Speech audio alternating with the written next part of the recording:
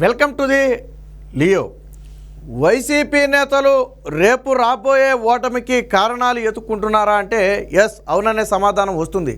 Already ఎన్నికలు అయిపోయాయి. ప్రజలు తమ నిర్ణయాన్ని ఏదైతే ఆ ఈవీఎం మిషన్లు ఉన్నాయో వాటిలో ఆల్రెడీ నిక్షిప్తం చేశారు. ఇక ఫలితాలే తరువాయి. కానీ అయినప్పటికీ కూడా ఇప్పటికీ వైసీపీ పార్టీ తమ రాద్ధాంతాన్ని అయితే మారలేదు. ఏదో ఎన్నికల కమిషన్ తెలుగుదేశం పార్టీకి అనుకూలంగా వ్యవహరిస్తుంది, ఎన్నికల కమిషన్ బీజేపీ ఒత్తిడికి లోనై వ్యవహరిస్తుందని చెప్పి రకరకాల వ్యాఖ్యలు చేస్తున్నారు. సరే, మీరు ఇన్ని వ్యాఖ్యలు చేశారు కాబట్టి నేను ముక్కుసూటిగా ఒకటే ప్రశ్న అడుగుతా. నిజంగా ఎన్నికల కమిషన్ బీజేపీ ఒత్తిడికి తలొగ్గితే, నిజంగా ఎన్నికల కమిషన్ టీడీపీకి అనుకూలంగా పనిచేస్తే సిఎస్ జవహర్ రెడ్డి ఇంతకాలం సిఎస్గా ఎలా ఉన్నాడు? చీఫ్ సెక్రటరీగా ఉన్నటువంటి జవహర్ రెడ్డిని తొలగించాలి అని మొట్టమొదటి కేంద్రానికి లేఖ రాసిందే బీజేపీ అధ్యక్షురాలు పురంధేశ్వరి. మరి పురంధేశ్వరి లేఖ రాసినప్పటికీ కూడా చీఫ్ సెక్రటరీ ఈ రోజుకి సీఎస్గా ఎలా ఉన్నాడు? అనేక మంది పోలీస్ అధికారులు ఈ రోజుకి ఇంకా ఆ డ్యూటీలో ఎలా ఉన్నారు? జగన్మోహన్ రెడ్డి నియమించిన వాళ్ళు. సో ఎన్నికల కమిషన్ వచ్చినటువంటి ఫిర్యాదుల ఆధారంగా వ్యవహరించింది తప్ప పార్టీలకు అనుకూలంగా వ్యవహరించలా. నిజంగా అదే ఎన్నికల కమిషన్ కానీ అదే పోలీసులు కానీ ఆ టీడీపీకి అనుకూలంగా వ్యవహరిస్తే పిన్నెల్లి రామకృష్ణారెడ్డి ఇంకా బయట ఎలా తిరుగుతున్నాడు? ఈవీఎం బాక్సులను బగలగొట్టి రెడ్ హ్యాండెడ్గా దొరికిపోయి క్రిమినల్ కేసులు కూడా ఎదుర్కొంటున్నటువంటి పిన్నెల్లి రామకృష్ణారెడ్డి ఇంకా బయట ఎలా తిరుగుతున్నాడు? ఎందుకు పోలీసులు అన్ని రోజులు పట్టుకోలేదు? అంటే వ్యవస్థలన్నీ ఇంకా మీ చేతిలోనే ఉన్నాయి. కానీ మీరు రేపు రాబోయే ఓటమికి కారణాన్ని ఎత్తుకున్నారు. రేపు ఓడిపోయాక ఏమంటారు? ఆ ఎలక్షన్ కమిషన్ మా సహకరించలేదు, ఆ బీజేపీ అండ చూసుకుని టీడీపీ రెచ్చిపోయింది కాబట్టి మేము ఓడిపోయాం. ఇక అప్పుడు ప్రజల తీర్పు కాదు, అది 151 వస్తే ప్రజల తీర్పు. కానీ ఈసారి మనం ఓడిపోయామనుకో, అది ప్రజల తీర్పు కాదు, ఈవీఎంల తప్పు, బీజేపీ తప్పు, ఈసీ తప్పు. సో ఈ కారణాలు ఎత్తుక్కుంటుంది ఇప్పుడు వైసీపీ పార్టీ. అందులో ప్రధానంగా ఆ పేరునే నాని పాపం ఆయనకు ఆవేదన తనుకుంటూ వచ్చేస్తుంది. ఎందుకంటే అక్కడ వాళ్ళ కొడుకు కూడా ఓడిపోతున్నాడు. వాళ్ళ కొడుకు పోటీ చేసాడు, ఈసారి వాళ్ళ కొడుకు కూడా ఓడిపోతున్నాడు. సరే, ఓటమి సంగతి కాసేపు పక్కన పెడితే ఒక రకమైన ఫ్రస్ట్రేషన్. ఎందుకంటే ఇన్ని రోజుల పాటు మంత్రిగా ఉండి లేకపోతే ఎమ్మెల్యేగా ఉండి అధికారం చలాయించి ఒక్కసారిగా అధికారం కోల్పోవటం అంటే ఎవరికైనా బాధగానే ఉంటుంది. సో అదే బాధ పేరునే నానిలో కనపడుతుంది. పోస్టల్ బ్యాలెట్ గురించి నిన్న మాట్లాడుతూ విపరీతమైన రాద్ధాంతం చేసి ఆయన ఏదో ఎన్నికల కమిషన్ ఇదిగో చట్టాలు నియమాలు. నిజంగా ఎన్నికల కమిషన్ చట్టాలు నియమాలే అయితే ఈవీఎంలు బద్దలు కొట్టిన పిన్నెల్లి రామకృష్ణారెడ్డిని బొక్కలో పెట్టి 4 రోజులు అవ్వాలి ఈ పాటికి కదా. మరి ఎందుకు బయట తిరుగుతున్నాడు? ఇక్కడ ఏం జరిగింది? పోస్టల్ బ్యాలెట్లు ఓట్లు వేయడానికి ఫెసిలిటేషన్ సెంటర్లు ఏర్పాటు చేసింది ఎన్నికల కమిషన్. సో అక్కడ గెజిటేట్ ఆఫీసర్ సంతకం పెట్టే విధంగా బాధ్యత చూడాల్సిన బాధ్యత ఎన్నికల కమిషన్ది. సో ఓటు వేయడానికి వచ్చినటువంటి ఉద్యోగులకి ఆ సంతకానికి ఎటువంటి సంబంధం లేదు. ఇప్పుడు నేను ఓటు వేయడానికి వెళ్ళానండి, నా ఓటు నా వేలు మీద చొక్కేయాల్సిన బాధ్యత వాళ్ళది. అంతేగాని నేను అడిగేయించుకోవడం కాదు, వాళ్ళు అడిగి నాకు చొక్కేయాలా, అది వాళ్ళ బాధ్యత. అయిపోతే అది వాళ్ళ తప్పు, నా తప్పు కాదు. అలాగే ఫెసిలిటేషన్ సెంటర్లో ఎన్నికల కమిషనే ఏర్పాటు చేసి అక్కడ గెజిటెడ్ ఆఫీసర్ సంతకం పెట్టకపోయినా ఏంటి ఆ సంతకం అంటే ఆ వచ్చిన ఉద్యోగి నిజమైన ఉద్యోగి. ఇప్పుడు ఫర్ ఎగ్జాంపుల్ టీచర్ వచ్చారనుకోండి, ఎస్ ఈయన గవర్నమెంట్ టీచరే, మేము పూర్తి స్థాయిలో నమ్ముతున్నామని అక్కడ గెజిటెడ్ ఆఫీసర్ సంతకం పెట్టాలా. ఎన్నికల కమిషన్ ఏం చేసిందంటే ప్రతిసారి కూడా ఈ గెజిటెడ్ ఆఫీసర్ అంటే గ్రీనింగ్తో పెట్టాలా. సో గెజిటెడ్ ఆఫీసర్ సంతకాలు ఒక్కొక్కసారి ఇబ్బంది అవుతుందని చెప్పి ఆ గెజిటెడ్ ఆఫీసర్ పేరు మెన్షన్ చేసినా సరిపోతుంది అని చెప్పి ఎన్నికల కమిషన్ దాంట్లో సవరణల్లో కూడా చేసింది. అయితే మొన్న ఏం జరిగింది? జగన్మోహన్ రెడ్డికి తొత్తులుగా వ్యవహరించే కొంతమంది అధికారులు ఆ సంతకం పెట్టలా. అలాగే ఆర్ఓ రిటర్నింగ్ అధికారి పాసీ మెయిల్ వేయాలి. పాసీ మెయిల్ అంటే ఒక సీల్ ఉంటుంది, దాని మీద సంతకం కూడా ఉంటుంది, దాన్ని పాసీ మెయిల్ అంటాం. అది రిటర్నింగ్ ఆఫీసర్ బాధ్యత. వీళ్ళు ఓటేసిన తర్వాత పాసీ మెయిల్ వేయాల్సిన బాధ్యత రిటర్నింగ్ ఆఫీసర్ది. అంతేగాని ఓటేసిన వ్యక్తి పాసీ మెయిల్ వేయడు కదా. సో అది ఆయన బాధ్యత. ఇక్కడ కొన్ని చోట్ల పాసీ మెయిల్ వేయలేదు, కొన్ని చోట్ల ఈ గెజిటెడ్ ఆఫీసర్ సంతకం కూడా లేదు.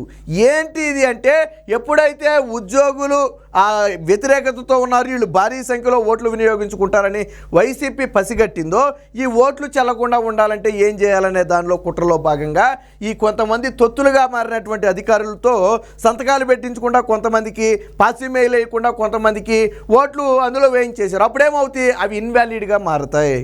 అప్పుడు ఉద్యోగులు ఎవరికి వేస్తారు? వన్ సైడు ఆ కూటమికి. అందులో మీకు డౌటే లేదు. 98% టీచర్లు అయితే, మిగతా ఉద్యోగులు 85 to 90% ఉన్నారు. సచివాలయ ఉద్యోగులు 50-50 ఉన్నారు. సో ఇందులో మీకు నో డౌట్, ఇందులో మీకు అనుమానమే లేదు. గత సంవత్సరమే 1,50,000 ఓట్లు పోలైతే పోస్టల్ బ్యాలెట్, ఈసారి 5.5 లక్షల ఓట్లు ఎలా పోలాయి? 4 లక్షల ఓట్లు ఎలా పెరిగాయి? ఒకసారి 5 ఏళ్లలో 4 లక్షల ఓట్లు ఎలా పెరిగాయి? సో ఇవన్నీ కూడా యాంటీ గవర్నమెంట్, అవి అందరికీ తెలిసిందే. కానీ దీంట్లో విచిత్రం ఏమీ లేదు. ఇప్పుడు ఎన్నికల కమిషన్ అయినా ఎవరి మీద చర్యలు తీసుకోవాలా? ఓటేసిన వ్యక్తి మీద తీసుకోవాలా, లేదా సంతకం పెట్టని గెస్టెడ్ ఆఫీసర్ మీద చర్య తీసుకోవాలా? ఈ గెస్టెడ్ ఆఫీసర్ మీద చర్య తీసుకోవాలా? ఆయన్ని క్రిమినల్ కేసు పెట్టి అరెస్ట్ చేసి బొక్కలో వేస్తే ఆ గెస్టెడ్ ఆఫీసర్ని అప్పుడు ఎవడు సంతకం పెట్టొద్దు అన్నాడో బయటకు వస్తుంది. ఆర్ఓ రిటర్నింగ్ ఆఫీసర్ని అదుపులోకి తీసుకుని ప్రశ్నిస్తే ఎవరు పాసీ మెయిల్ వేయొద్దన్నారో బయటకు వస్తుంది కదా. అదంతా ఎన్నికల కమిషన్ చూసుకోవాల్సిన బాధ్యత. ఆ కారణం చేత ఓటు చెల్లదంటే కుదరదు కదా. సో కానీ వీళ్ళు ఏంటంటే పోస్టల్ బ్యాలెట్ ఓట్లు చెల్లకుండా ఒక కుట్ర పన్నారు. సరే, అదంతా ఎన్నికల కమిషను, కోర్టు, ప్రభుత్వం అవన్నీ చూసుకుంటే వదిలేద్దాం. కానీ ఇప్పుడు పేర్నేని నాని గారికి ఒక ఆవేశం వచ్చింది. ఆయన ఆవేశంలో ఉద్యోగులను కూడా బెదిరిస్తున్నాడు. ఒకసారి చూద్దాం ఎలా బెదిరిస్తున్నాడు ఆయన. ప్రతి అధికారి ఒకసారి అనుకుంటున్నారా? ప్రతి అధికారి ఇవాళ అయిపోయింది అనుకుంటున్నారా? రేపు అనేది లేదా? ముందున్న ముసళ్ళ పండగ విన్నారా? ప్రతి ఒక్కడికి ముందున్న ముసళ్ళ పండగ. అంటే అధికారులు మరి చంపేస్తారేమో. రేపు పొద్దున్న వైసీపీ అధికారంలోకి వస్తే ఇప్పుడు ఎవరైతే అధికారులు ఉన్నారో మరి వాళ్ళందరినీ ఏమన్నా చంపేస్తారేమో, లేకపోతే వాళ్ళ గోండాలు రౌడీల చేత ఏమన్నా కాళ్ళు చేతులు తీయించేసి ఉద్యోగాలకు దూరం చేస్తారో మన అర్థం కావట్లా. మరి ఆ బెదిరింపు అలాగే ఉంది. ఒక మాజీ మంత్రి అయ్యి ఉండి ఇప్పుడు శాసనసభ సభ్యుడిగా ఉన్న నువ్వు ప్రజాస్వామ్యంలో నువ్వు అధికారులను ఎంత బలహీనంగా బెదిరించేవారు, నువ్వు ఎంత బరిదెగించాలా? నువ్వు ఎంత బరిదెగిస్తే మీ అంతు చూస్తానని చెప్పి నీ ముందున్న ముసళ్ళ పండుగ రేపటి రోజు అనేది లేదా మీరు ఒళ్ళు ఇది తెలవకుండా ప్రవర్తిస్తున్నారని. అసలు ఈ మాటలు 5 ఏళ్ల పాటు దాడులు అనుభవించినటువంటి తెలుగుదేశం పార్టీ ఏ రోజు అనలా, అధికారులు అంతు చూస్తామని ఏ రోజు అనలా. మేము చట్టాన్ని ఉల్లంఘించినటువంటి అధికారులపై ఆ యాక్షన్ తీసుకుంటామని చెప్పారు. అంతేగాని నీలాగా బరితెగింపు ఒకసారి చూడండి. అంటే అహం చాలా ఇంకా అధికార దర్పం అనేది ఇంకా పాలా 2 రోజుల్లో ఓడిపోతున్నారని తెలిసినప్పటికీ కూడా అధికార దర్పణం చాలా చూడండి ఒకసారి.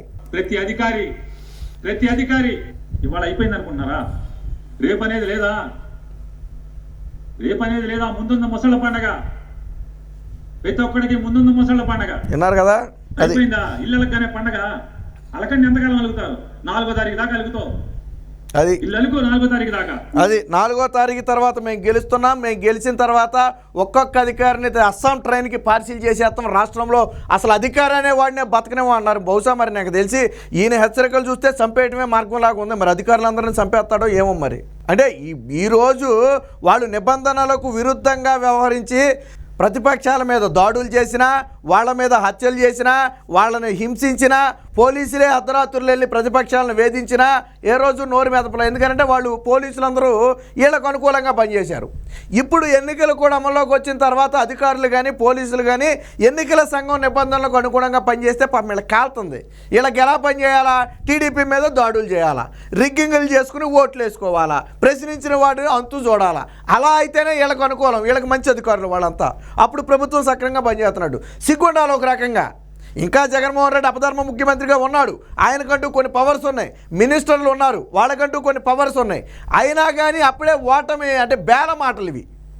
అంటే ఒక రకంగా ఏంటంటే ఓటమి అసహనంతో వచ్చిన ఇదనమాట. పిచ్చోడి దగ్గరికి వెళ్ళిపోయి నువ్వు పిచ్చోడు అన్నావు అనుకోండి, ఆ రాయి పెట్టి కొడతాడు. పిచ్చోడి దగ్గరికి వెళ్ళిపోయి నువ్వు పిచ్చోడురా, నీకేమీ తెలీదు, ఎందుకు అలా తిరుగుతున్నావు అంటే రాయి పెట్టి కొడతాడు. అనగానే అదే పిచ్చోడి దగ్గరికి వెళ్ళిపోయి మనం అబ్బా నువ్వు మంచోడురా, నువ్వు ఎంత మంచి చేస్తున్నావు అందరికీ అంటే ఆడి నవ్వుతాడు. ఈ పిచ్చోడు అనమాట. ఇక్కడ పేర్నేని నాని పిచ్చోడు. వీళ్ళకి అనుకూలంగా పనిచేస్తే ఈ నవ్వుతాడు, వీళ్ళకి వ్యతిరేకంగా పనిచేస్తే ఇదిగో ఈ విధంగా రాయి పెట్టుకుంటున్నట్టు మీ అంతా చూస్తాం ముందు ముసలి పండుగ అప్పుడే మర్చిపోతున్నారని చెప్పి ఈ రకమైనటువంటి బెదిరింపులు. దీంతో పాటు ఇంకో మాట కూడా అన్నాడు, అది కూడా ఒకసారి చూద్దాం. రాష్ట్ర ఎన్నికల ముఖ్య నిర్వహణాధికారి అలాగే కేంద్ర ఎన్నికల సంఘం 2 ఈ మొత్తం కూడా భారతీయ జనతా పార్టీ ఒత్తిడికి లోనైనట్టుగా వ్యవహరిస్తున్నాయని చెప్పని దగ్గర ఒక మాసం పైనుంచి కూడా మేము చెప్తూ వస్తున్నాం. అంటే ఓకే, మాసం రోజుల నుంచి దాదాపుగా ఒక నెల రోజుల నుంచి ఎన్నికల సంఘం బీజేపీ ఒత్తిడిలోనే వాళ్ళకి అనుకూలంగా పనిచేస్తుందని చెప్పాడంట. మరి నెల రోజుల నుంచి బీజేపీ ఒత్తిడికి ఎన్నికల కమిషన్ లోనై ఉంటే chief secretary head of the department మొత్తం రాష్ట్రంలోనే సీనియర్ అధికారి, అత్యున్నత పవర్స్ ఉన్నటువంటి అధికారి అయినటువంటి చీఫ్ సెక్రటరీని తొలగించాలని 3 నెలల నుంచి లేఖలు రాస్తున్నారు. నెల కాదు, 3 నెలల నుంచి లేఖలు రాస్తున్నారు. మొట్టమొదటి లేఖ బీజేపీ రాష్ట్ర అధ్యక్షురాలు పురంధేశ్వరే రాసింది, జవహర్ రెడ్డిని అర్జెంటుగా తప్పించాలని. ఆ తర్వాత ప్రతిపక్షాలు రాసినాయి. మరి ఎందుకు తొలగించలేదు? మరి ఎలక్షన్ కమిషన్ ఎందుకు చీఫ్ సెక్రటరీని తొలగించలేదు? దీనికి సమాధానం చెప్పు. నిజంగా ఎన్నికల కమిషన్ బీజేపీకి అనుకూలంగా పనిచేస్తే రాష్ట్ర బీజేపీ అధ్యక్షురాలే తొలగించమని లేఖ రాసింది, మరి ఎందుకు తొలగించలేదు? దానికి సమాధానం ఉందా నీ దగ్గర? ఉండదు. ఎందుకనంటే ఎన్నికల కమిషన్ వచ్చిన ఏదైతే వాళ్ళకి కంప్లైంట్స్ వచ్చాయో అందులో ఏది వాస్తవం ఏది అవాస్తవం అని పరిశీలించుకున్న తర్వాత చర్యలు తీసుకుంటుంది. అంతేగాని బీజేపీ ఒత్తిడి ఉంది కానీ తెలిస్తే మీరు పిన్నెల్లి రామకృష్ణారెడ్డి ఈవీఎం బదులు కొట్టి దర్జాగా ఎలా తిరిగాడు? ఈ రోజుకి అనేక బూతుల్లో రిగ్గింగ్కి మీరు ఎలా ప్రయత్నించారు? రాష్ట్రంలో ఎన్నికల తరువాత కూడా మీరు అలజడి సృష్టించి మారణ హోమం ఎందుకు చేశారు? బీజేపీ ఉంటే మీరెందుకు చేశారు ఇవన్నీ? సో ఇది ఇంకేమన్నాడేనండి, ఏం మెసేజ్ ఇస్తున్నారంటే మీరు వైఎస్ఆర్ కాంగ్రెస్ పార్టీ పైన మాత్రమే ఎక్కువ కేసులు కట్టండి, టీడీపీ మీద కేసులు కట్టబాకండి, భారతీయ జనతా పార్టీ మీద కేసులు కట్టబాకండి, వాళ్ళు తప్పు చేసినా కూడా అనేటువంటి సందేశాన్ని ఇస్తూ వస్తున్నారని కూడా మేము ప్రపంచానికి చెప్తూ వస్తున్నాం. నిజంగా బీజేపీ తప్పు చేసి భారతీయ జనసేన తప్పు చేసి టీడీపీ తప్పు చేసి కేసు కట్టకపోతే నువ్వు కోర్టుకెళ్ళు. ఇదిగోండి వీళ్ళు తప్పు చేశారు. ఇప్పుడు పిన్నెల్లి రామకృష్ణారెడ్డి ఉన్నాడు. పిన్నెల్లి రామకృష్ణారెడ్డి మీద పేరు పెట్టి కేసు కట్టడానికి 8 రోజులు పట్టింది. ఈవీఎం బద్దలు కొట్టిన 8 రోజుల తరువాత కానీ పిన్నెల్లి రామకృష్ణారెడ్డి పేరుని ఎఫ్ఐఆర్లో చేర్చలా. మరి ఈవీఎం బద్దలు కొట్టిన రోజే కాలర్ పట్టుకుని తీసుకెళ్ళి బొక్కలో పెట్టాలి కదా. పిన్నెల్లి రామకృష్ణారెడ్డిని ఈవీఎం బద్దలు కొట్టిన రోజే కాలర్ పట్టుకుని ఈడ్చుకెళ్ళాలి పోలీస్ స్టేషన్కి, ఈడ్చుకెళ్ళి బొక్కలో పెట్టాలా. మరి 8 రోజులు ఎందుకు పట్టింది?